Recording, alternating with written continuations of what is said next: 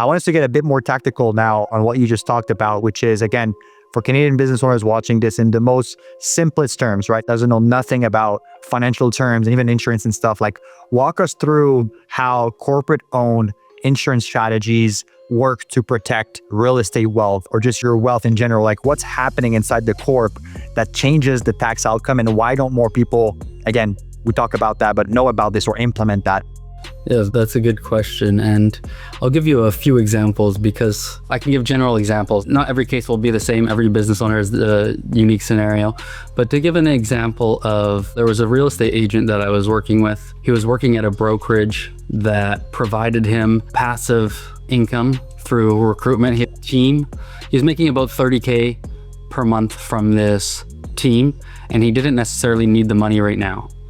So he was like, what should I do with this? And, you know, as a business owner, it's not like you're getting these same pension benefits and, you know, your retirement plan built up to you. You have to build that yourself. That's one of the benefits of being a business owner. So $30,000 a month, 360 grand a year. He's like, how could I utilize this? So what we did is, rather than, you know, investing necessarily in the traditional way, he took that $360,000 per year and he invested into an insurance policy. Now, he did this for 10 years. So he put, you know, $3.6 million into this policy. He was about 42 at the time.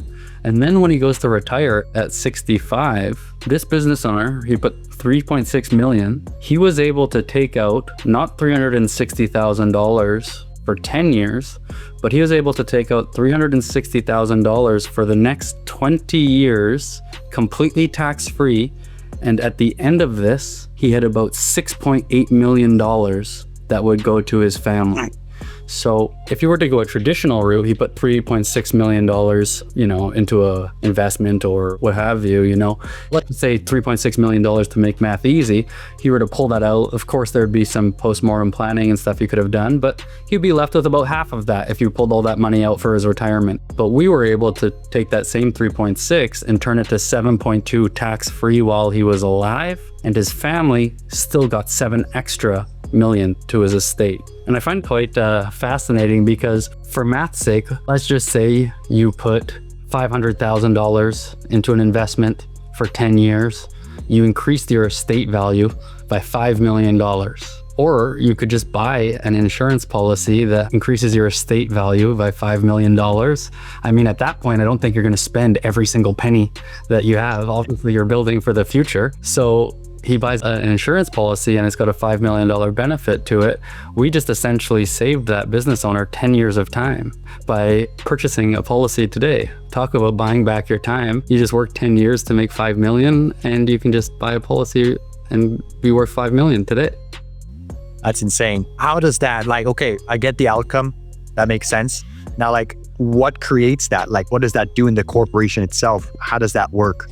Yeah, so obviously when we take our retained earnings and we purchase the insurance policy, the insurance company invests these funds, a lot of Canada's debts, bonds, real estate, and then they kick out a dividend to the business owners at the end of each year.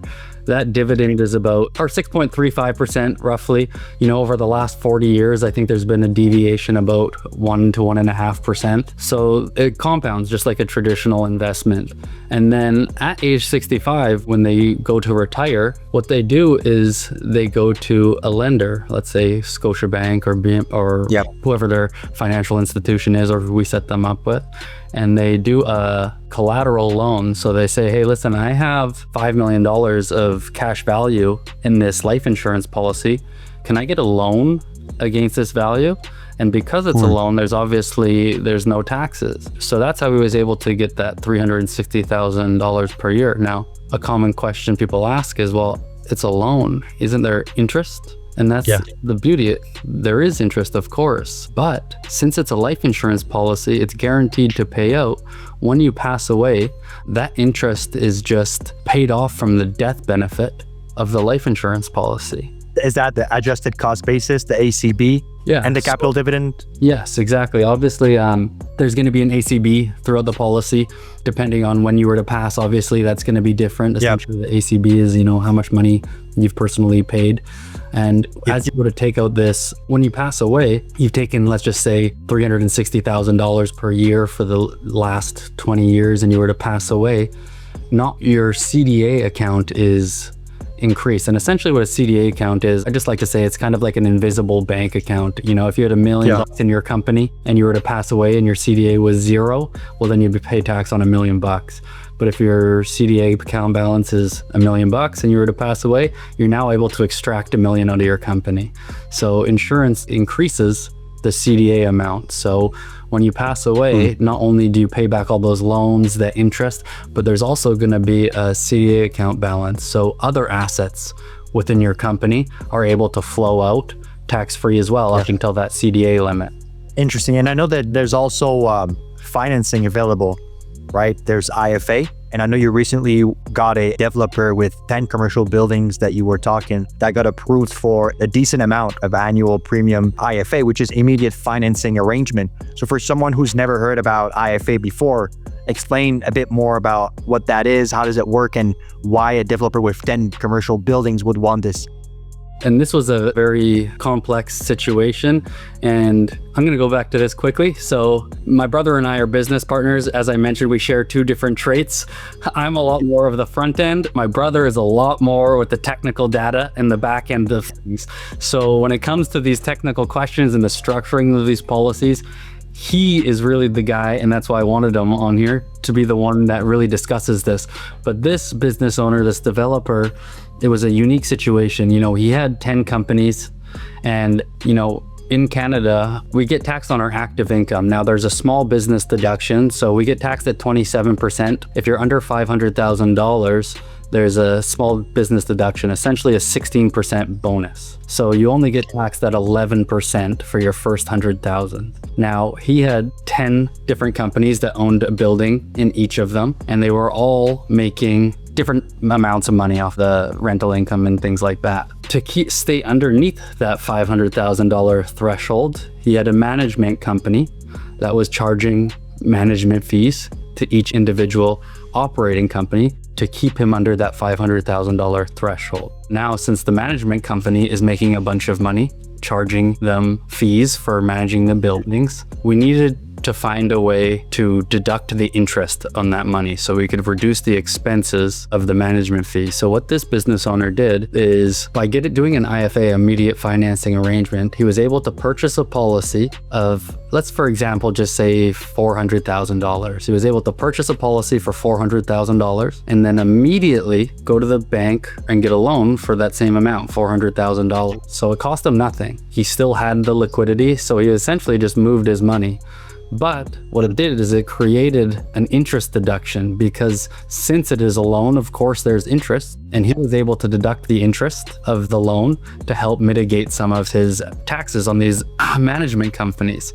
And then obviously when he passed away, it significantly, and this is the reason he purchased it, it significantly increased the CDA value or account balance in his company. So when something does happen to him, you know, these assets are going to be able to flow through to his family, mitigating the tax liability for them as well. Interesting. And like, who's the ideal person for these strategies, right? Like, is this just for developers with 10 commercial buildings, or is there a threshold where a real estate professional or a business owner should start thinking about this?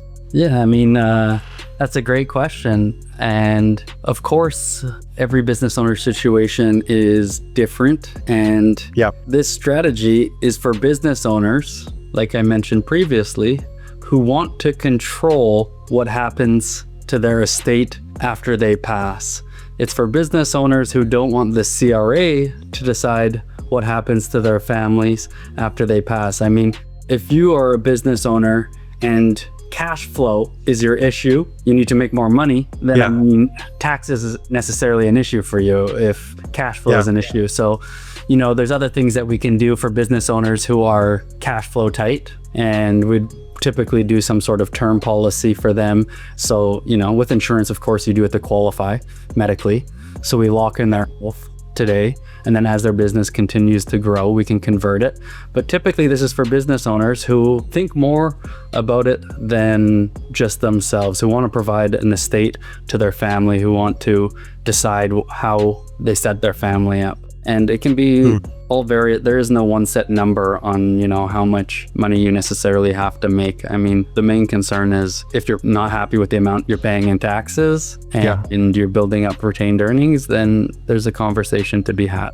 In terms of answering like the main question, the main topic of this episode, right, which is a lot of real estate developers build a lot of wealth and they bleed a lot in taxes. We talked about some real estate structure, some insurance policies. Is there any other like strategies that you would recommend or that you would think that we need to get educated a lot more on? Or these are really the two main ones? And again, I want to preface that this is educational content and you're just speaking from experience. This is not financial advice. You got to meet with someone for your every situation super different.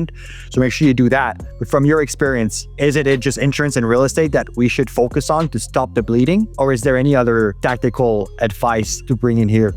Yeah. And a lot of the conversations that we discussed today, this is an insurance conversation, similar to how an accountant wouldn't necessarily talk about insurance planning. I mean, I understand the accounting situation enough that there's obviously post-mortem planning and stuff like that accountants use. There's a lot of strategies that accountants are great at.